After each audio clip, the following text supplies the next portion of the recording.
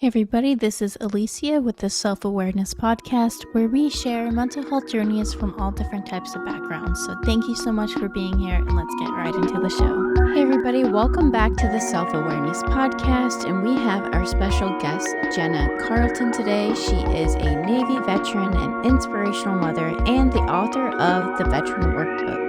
Also, she is the co-founder of the Millennial Veteran, a support group on Facebook and Instagram. Jenna helps shares resources with veterans and uses it to broadcast her podcast, Vet Chat, live on Instagram. Jenna interviews younger veterans about how they continue to serve after their separation from the military. So without further ado, let's get into Jenna's mental health journey.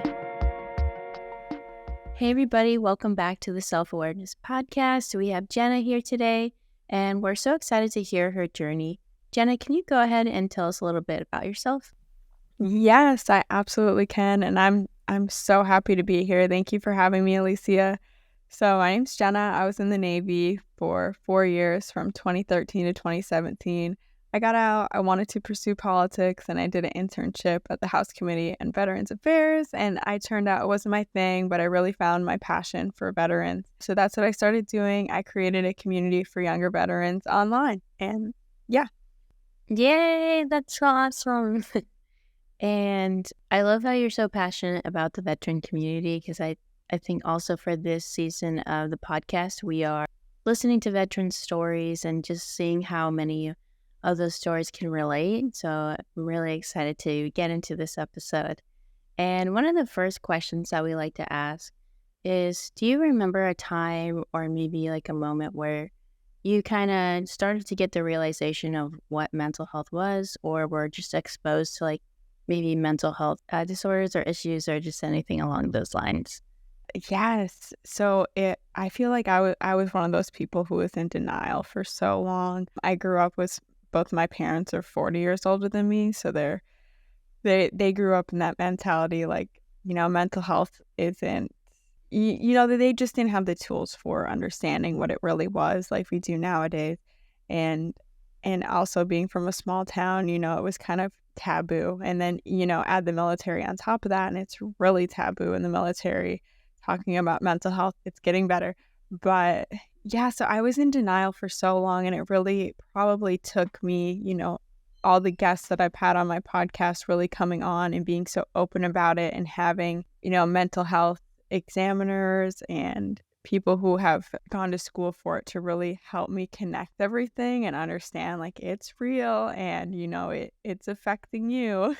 So yeah, it was pretty late in the game, probably like 25 is when I was like, wow, this is something I need to take serious. Wow. Thank you for sharing that, because actually our previous episode, one of our guests also mentioned the same thing. It was when they were getting out of the military, and it was a little bit later in life that they started to understand what those challenges were and what it meant to them. They saw them around them while they were serving, and then when they were getting out.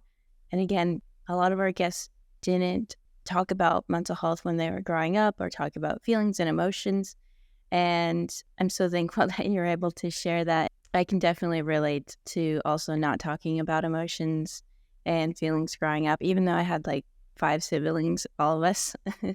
Like, you think you would be able to like talk to your siblings about that, but it kind of just didn't happen that way. And I do agree with you that it can just really be included with the way that your parents were raised as well. It's just a different generation. And like you said, it's taboo, and it was in the military. So I definitely understand that timeline of when you really started to discover and understand how common mental health challenges are in our environment and our community. Another thing that we like to ask is, have you ever experienced any of these mental health symptoms or challenges? And if so, when did you start or realize that they started happening? So when I had my first daughter, I was 23, and I had postpartum. But again, like I said, I was in that denial. I had all the symptoms. I had, I wasn't sleeping. I was trying to cope with alcohol, and just I felt like I like blacked out so much of it. because I was just in like a daze, like just survival mode. And I really should have gotten help. But like I said, just the stigma. And then also, I went through my pregnancy with the VA and I didn't have a primary care doctor. So I don't know, I just didn't want to reach out for help when you're in that. And I just wasn't educated enough on it. But, I got through it that first year, and then it came back right before I became pregnant again when I was 27 at this point. Maybe I was 26. Yeah, I was 26. And I was like, all right. And that was when I first started doing vet chats and talking with people. And I was like, okay, there's ways to help. And I went to my doctor and I said I'd like to get therapy, and then she said, okay, here's your referral, and I chickened out and I never went to it.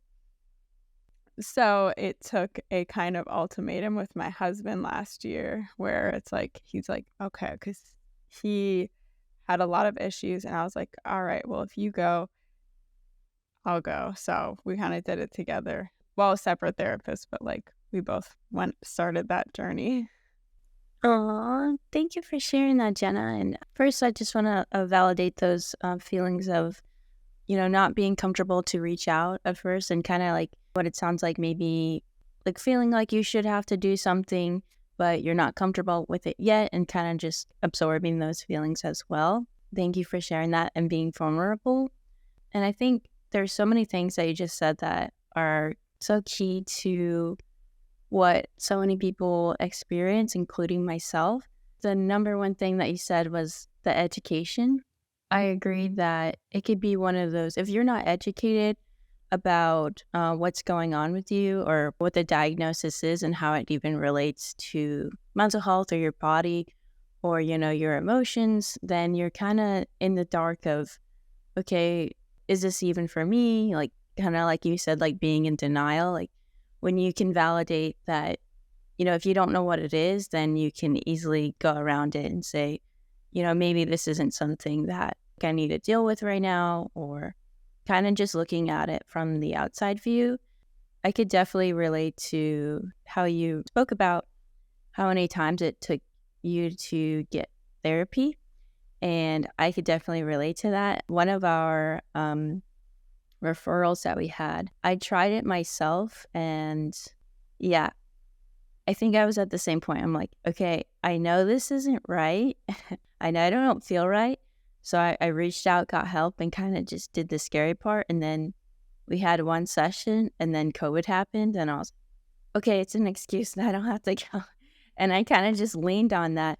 And I think, yeah, what you hit on is like basically maybe what we both experienced is that taking that first step of getting it started and getting it rolling, very uncomfortable. And kind of what you were saying is that maybe you were doing it alone at that time, and it can be easy to avoid and put it on the back burner. So I'm very thankful that you were able to share that your husband and you were able to do it together. I think that is amazing, and just really shows the type of support that you guys have for each other and can slowly progress together rather than trying to do it on your own, which can be a lot more relieving when someone you're close to is taking that first step. And one thing that we like to say on the podcast is being a mental health advocate, the best way to do that is doing it yourself and showing others. And I think that you are a great example of that. So I'm so thankful that you were able to share that. To follow up on how you kind of realized that, okay, I know I have these symptoms. Is there anything specific that you were noticing that you were feeling or doing or how you were reacting that kind of made you realize, okay, I'm having these symptoms of postpartum?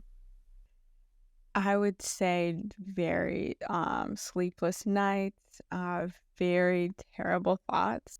I was at the point where I was like, maybe I shouldn't be a mom. I I was actually ready to put her up for adoption. I was so at that point where I was like, I can't do this anymore. And okay, I don't want anyone to be scared because my daughter was a very difficult daughter. She had colic. She was just a hard baby, and my first time with a newborn, I didn't know what to expect at all, and then she would just not sleep for more than an hour. So I was so restless, and then even when she would sleep, I had so much anxiety because I was like, "Why should I fall asleep if I know she's gonna wake up?" So it was very hard, and then, the depression kinda sinks in. I'm at home with her, so I had her when I was in school, so it was the summertime, and as she was born in June, so I was home that whole summer with her until classes started again, and I was just like, "Wow, my life's over. I'm never gonna get through this." I was drinking a lot just to feel like I was doing something, I guess, or kind to feel a sense of normalcy. And another hard thing, especially with veterans, is we're kind of all over the place. Even yourself, like your family's back home, they're far away. No one's coming over to check on you that knows you as well as, that would be able to pick up on these symptoms. And I think my husband was kind of in that same boat where he was also very depressed, and he has a lot of childhood traumas that just this built on. So it was kind of just like the perfect storm. um but yeah, definitely that anxiety and depression. Thank you so much for being vulnerable and being able to share that. I'm proud that you're able to say that because I know it'd be might hard to talk about. And I think you being able to share that with our audience, a lot of people can relate. I think of my older sister who was in this similar situation. She gave birth in a different state where we have like, what, over 200 family members in my hometown. And then now she's in a state where she knows nobody but her neighbors barely. And thank you for sharing that. And I think that's something others and our listeners are going to be able to relate to. Also, one thing why it also reminded me of her is because when we started finally opening up to each other about how we were feeling and thinking, those intrusive thoughts also were coming up for both of us in different ways. I'll go along with the education. If you weren't educated on what an intrusive thought was, it kind of makes you feel more alone as far as I'm the only person that thinks this way, and then it kind of resorts back to if you're on the cycle of negative thoughts. It can start off a spiral of being guilty because I'm the only person that thinks this way. I must be this, I must be that. And it kind of just starts that cycle of not feeling good emotionally or mentally, and Yeah, then and lead feeling to physically. shame. Yeah, exactly. Yeah, and how that relates to physically being hard to have a good night's rest. And I'm so thankful that you're able to share that and be open with about also your husband's journey as well. I'm glad that you enlightened on that you were both having your own challenges at the same time, but maybe like different experiences. Is there anything you can elaborate on when it comes to how you open up with your husband and how you guys communicate, as far as were you always able to tell each other how you were feeling or what was going on mentally or emotionally, or did that kind of grow over time? That definitely grew over time because we were so young. I was 22, he was turning 24 when we met. And, you just, especially like coming from the Navy, I just didn't have those skills yet. And he's also a veteran too. And he was still in. I got out and then he did one more contract. So it was just, we just didn't have that vulnerability yet and those skills. And honestly, we had to learn them because, like I said, we are on our own here. We moved to a new state together. We have friends, military friends. They come and go so fast. You don't have a lot of stability around you. So we either had to grow together and turn toward one another. Otherwise, we were going to be totally alone.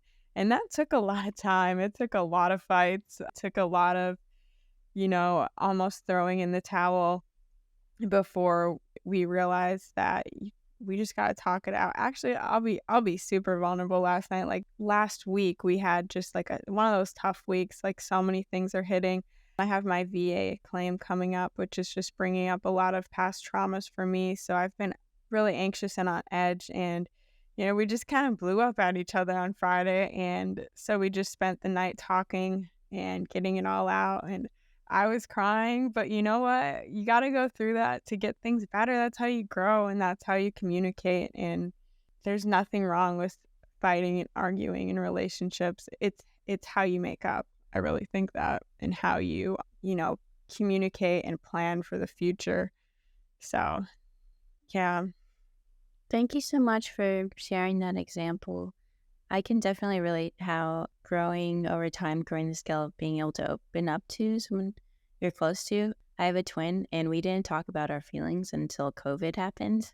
And so we were the only two people that we spent time with because we were also in a new state. So I can understand the challenge of, even if it's someone you're close to as far as a spouse, or for me, my twin, like, it doesn't get closer than a twin. So it's kind of crazy to, No, you can't. to think that, that skill wasn't, just built in there. So I definitely congratulate you on building that skill, and thank you for being vulnerable and sharing that example.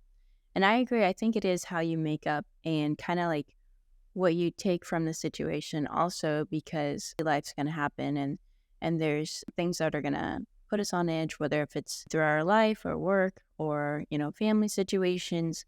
But being able to build that skill of communicating if you're angry or, on edge, kind of like those little tidbits of how you're feeling throughout the day is going to help those situations, if there is a rough patch, not escalate to many days of not knowing what's going on with you. And I think that Yeah. that's such an important skill, and I thank you for sharing that. So you had your first daughter, and then you and your husband decided to get help at the same time.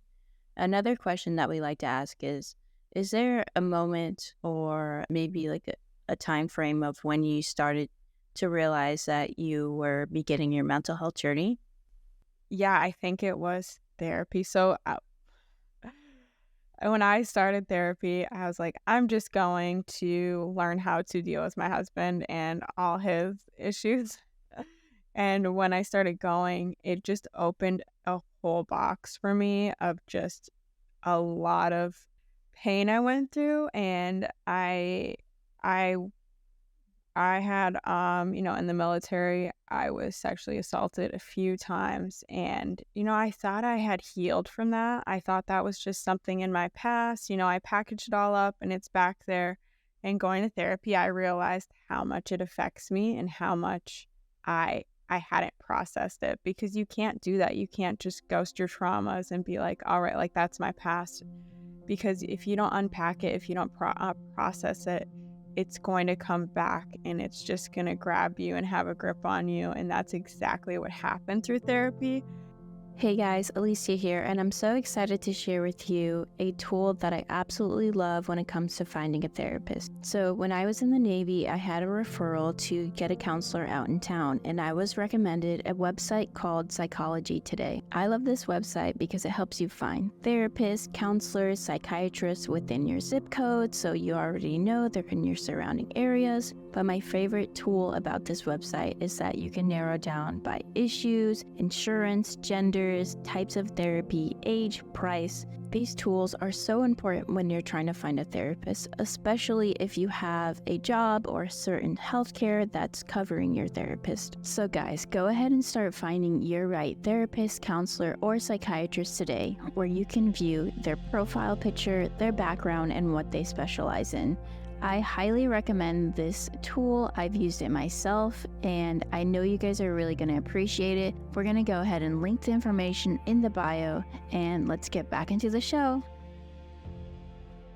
And, during that journey, like, therapy was so painful for me. I hated it. And also another thing is that I didn't realize that you're supposed to be in control when it comes to therapy, and you can choose a different therapist. You don't have to stay with one. Not everyone's going to be the right fit.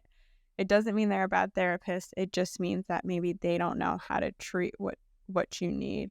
And definitely with my history of sexual abuse, like I needed someone trained in that, and I was just too shy, and I'm also a recovering people pleaser. So I just wanted to tell the therapist what they wanted to hear. And it ended up being a bigger mess. So I haven't been back to therapy since, but I am doing like a mentorship now.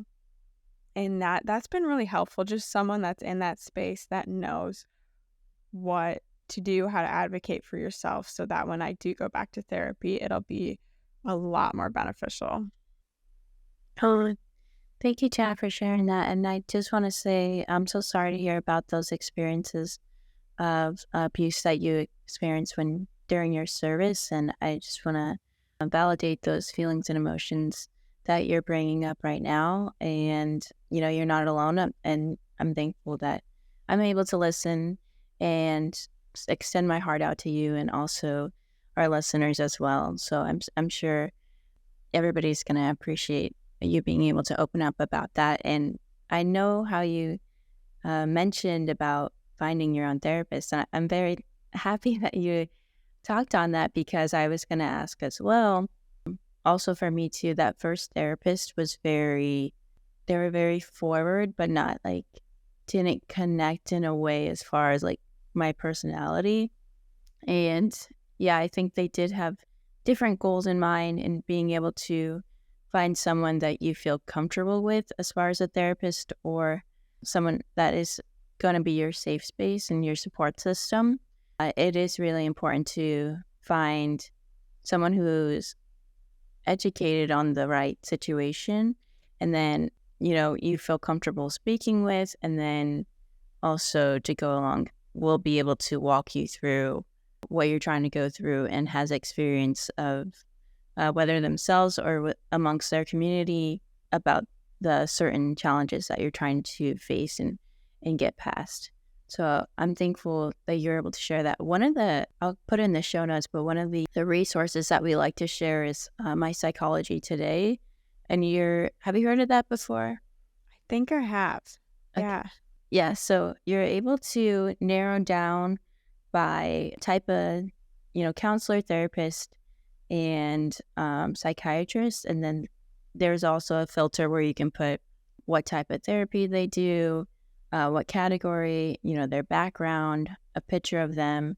So tools like that, I highly recommend because, you get to know a little bit about them and their background and who they work with and what they're trying to do. And if they take VA healthcare or any type of healthcare in general. So I definitely want to highlight on tools like that. And I'm happy that you also highlighted on the mentorship of being able to advocate for yourself and how you said that you struggled with being a people pleaser and how that can actually relate to you asking for help because it takes a big step to ask for help, but then it's still, like you said, it's painful to do the therapy but then you're also trying to do the work. But if that person isn't right for you, then you're going to try to, say what they want to hear. And then it makes it difficult to move forward with what you want for yourself and identify what you want for yourself as well. I want to go on the topic of kind of like self-awareness. And I'm sure there are many like episodes that you've already had on your podcast where you feel like you can relate to a lot of your guests and maybe see yourself in someone else's situation. So my question is, how has self-awareness been able to help you with your mental health journey? I think it's the only way really to be when it comes to mental health. If you're not self-aware, if you're not honest with yourself, you're not going to heal anything. And I've been there. I've been so, like I said, I went into therapy thinking I'm perfect, I am so strong and nothing really affects me. And then I had to be very self-aware. But I think you need to have a few tools before you're self-aware, right? You need to know what to look for and pay attention to how you react to things. And a great tool for that for me has been journaling and writing down my feelings instead of just writing down what I did that day, because that's how I used to journal. I'd just document what I did, what I ate, and now I do more feelings. How am I feeling today? Which kind of leads to more questions like, why did I feel like that? What did I do that felt like that? And that's helped me be more self-aware. And doing that, you can strengthen so many relationships because you're not just moving through things, you're, paying attention to how they react to you when you're a certain way and how you react to them when they're a certain way. And you can identify ways to make it better, make it more cohesive. So, yeah, self awareness is so important. I love that tool. That's awesome. I like how you spoke about, you know, first I just used to write down what I did throughout the day, and then you started to move towards the types of feelings that you're having over certain situations.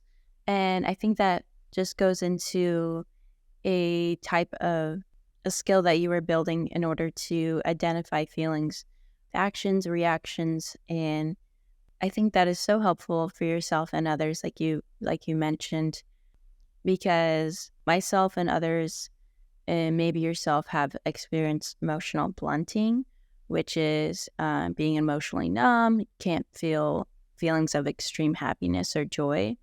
And I've been doing a little bit of research on that. And one of the skills that helps with that is education on feelings that and emotions that aren't your most common feelings, as far as like happy, sad, angry. Like there's like a category of like at least minimum like 53 emotions that, you can feel. So I think that tool that you mentioned, being able to connect emotions with how you felt that day in certain situations, is so beneficial as far as educating yourself on mental health, especially if you came up from a background where you didn't talk about emotions. So, maybe something was going on around you when you were younger, and then you didn't even know what you were feeling because you didn't talk about it when you were younger. And now you have the opportunity to, start identifying those feelings. And then it kind of sounds like you're like categorizing them so you can remember them for other situations. And then I think it's also beneficial that you write it down because you can kind of like figure out how you problem solved through that. And I think that's really important when it comes to a mental health journey, as far as when you're able to problem solve, it's going to relieve stress faster and make you build confidence. And I like to emphasize on confidence when it comes to mental health because, like you were saying, when you want to, ask for help, it's important to know what you want and, stand behind that. So when you're able to build that confidence emotionally and mentally, it kind of helps back up or emphasize that strength of standing by what you want and what you're standing for. Yeah, I do want to go a little bit. Now I'm more curious about, for anybody who doesn't know yet, Jenna has her workbook, and it's called the Veteran Workbook. And I have it myself and I love it. And there's so many different categories in this workbook. It really helps veterans kind of do that self-reflection as far as realizing what they went throughout their military service and connecting with their past and doing that reflection on what their experience was. So Jenna, I am so excited to hear, your point of view of how you built the workbook. So can you go a little bit more into detail of, when that started and what that process was? So they say you write the books that you need the most. Yeah. And I swear I wrote this. I'm going through it right now. So I feel like I wrote it as a tool for myself. And it started out with, just having conversations with different veterans and taking notes on what the most common things were that people were struggling with. A lot of people struggle with identity, who they are without the uniform. A lot of people struggle with creating their own schedule and creating structure back in their life because it was so regimented in the military. Others struggle about making plans, making choices off of what they want to do because in the military, you were told your job. You didn't have much say really in what you were going to be doing. So now that the power is back in your hands, you're kind of just like, whoa, where do I even go? And that's why the book starts off, small, like kind of talking about your values, what kind of habits can you have, what is something sustainable for you as a career choice. So that's kind of how it all started. And I have 42 themes throughout the book, and each theme is something that was added over time and just kind of built until I couldn't think of anything else and I couldn't think of any other questions around all those themes. So, yeah. Yay! I'm so excited.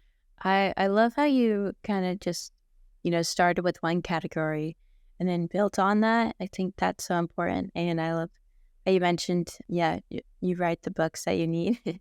And I think that's so awesome because, so many people have been able to, benefit from your book and your work and continue to benefit from it. So I'm so thankful that you were able to put together something that was important to you, but also share it with others. Everything what you said as far as why you made the book and what veterans experience once they get out, myself and others and our audiences are going to be able to relate that for anybody who has served. So I'm so thankful to, share about your book and, share the resource because, yeah, being able to reflect on your time served is not something kind of would think about that you would have Mhm. to do. So being able to have something to guide you is such a valuable tool when it comes to moving forward with your new career or, just a lifestyle adjustment in general. To go off of that, because I think this is something that you could probably relate to. Like I guess I'll say for me, but for me, the reason why I love being a mental health advocate is because when I struggled with depression when I was younger, I always resorted to kind of closing off and, assuming that everybody wanted to do everything for themselves. So it kind of made me not want to be involved with people. But then when I was Mhm. on deployment, I realized, oh, well, what if somebody else feels exactly the same way when they're depressed? And what if I could be that person that isn't selfish and lend an ear, lend a hand, and just being able to be that space for somebody. And I found true value in being able to be a person to talk to and being a good friend and being able to serve others in that way. So, my question for you is how is being able to help others and build such a strong community? How has that been able to help you mentally, emotionally throughout your mental health journey? First of all, that is wonderful that you thought to do that, Yeah. especially because on a ship, mental health resources are so scarce. Maybe Yes. there's one psychiatrist per ship. It's crazy. I feel like everyone on the ship really needs therapy at that point. I know I did, and then there's really no one to talk to. So to be that friend, to be that shipmate, I hate saying that word, but really I that hear you. is you showed up for people, and I know that benefited so many. I felt like I found a really core group of friends on deployment, and, I went through one of the hardest times in my life. I got cheated on while I was out to sea, and I was so depressed, and I don't think I coulda got through it with my friends, so I know that your friends really appreciated that or whoever you Thank were you. working with. But yes, I when I started Vet Chats, when I started the Millennial Veteran, mental health wasn't in mind for it. I just wanted a community. I just wanted people to relate to share resources. I didn't realize that would be such a focal point of the conversations and eventually the group and now, my workbook and really like the foundation of what I want to do.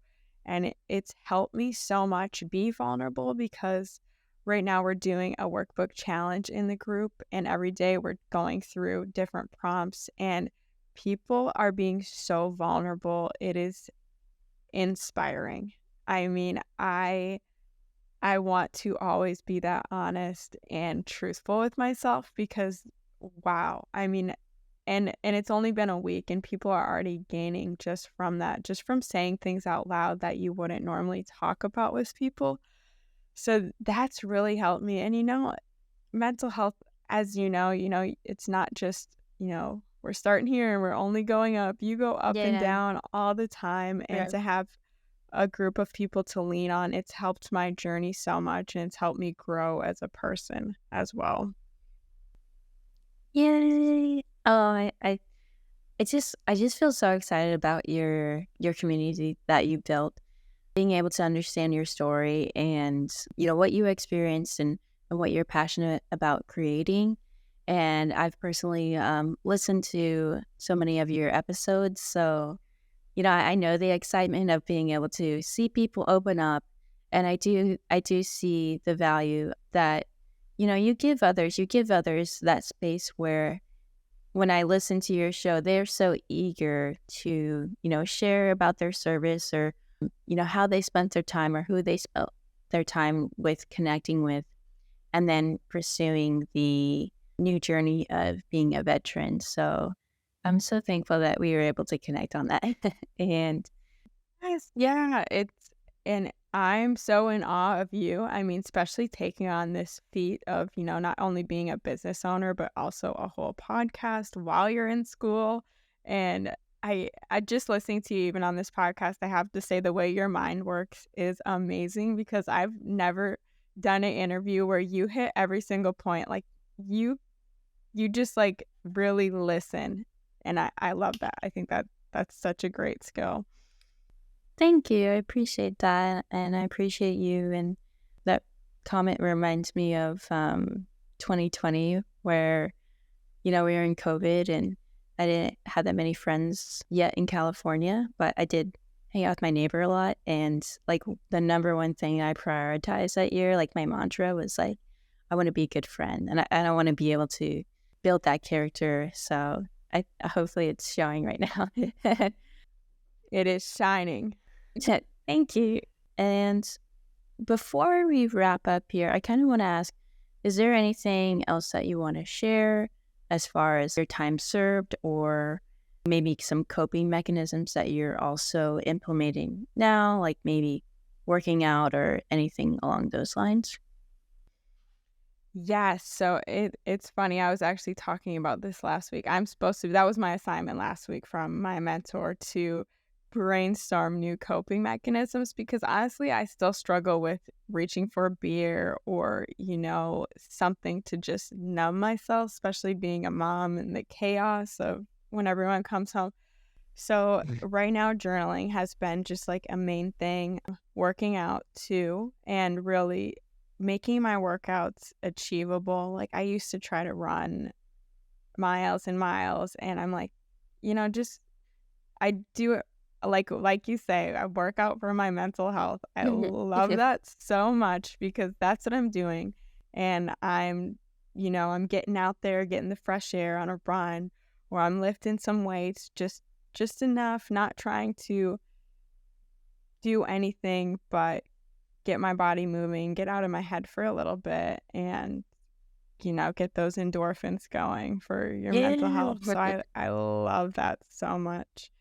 And I guess I'm experimenting a little with new ways on what I can do. I know there's breathing exercises people do. I'm going to try, and, just kind of taking a walk or taking a step away, or maybe just being more intentional. Like, what can you feel? What can you see, to try to calm yourself, calm your anxiety? So yeah, I'm open to new things. Yeah.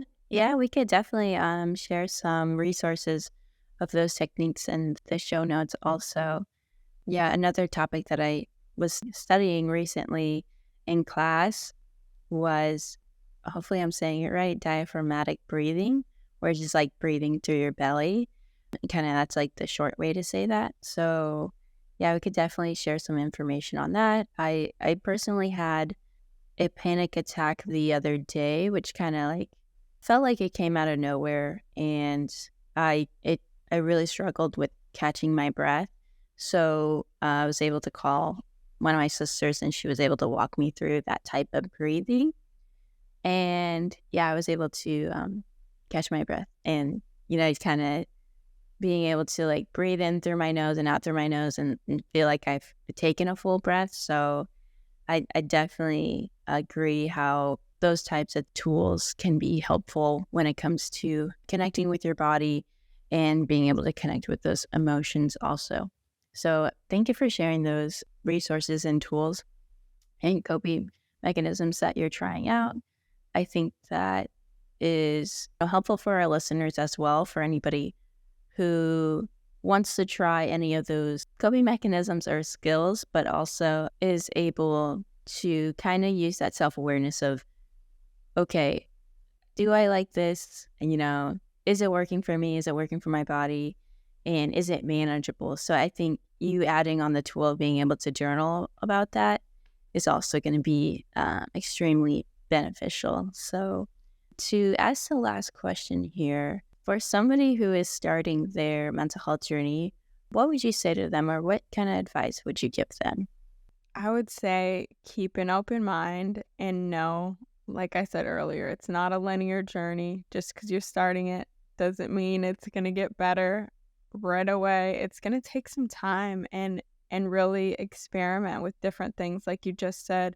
Be self-aware and have stopping points and reflect, like, how did this tool work for me, or how did that therapy session make me feel, or really pay attention to your feelings and just be honest. Be so brutally honest, and if you can't be honest with others, be honest with yourself and write it down. No one's going to read it, because that's the way to grow, and that's how we get better.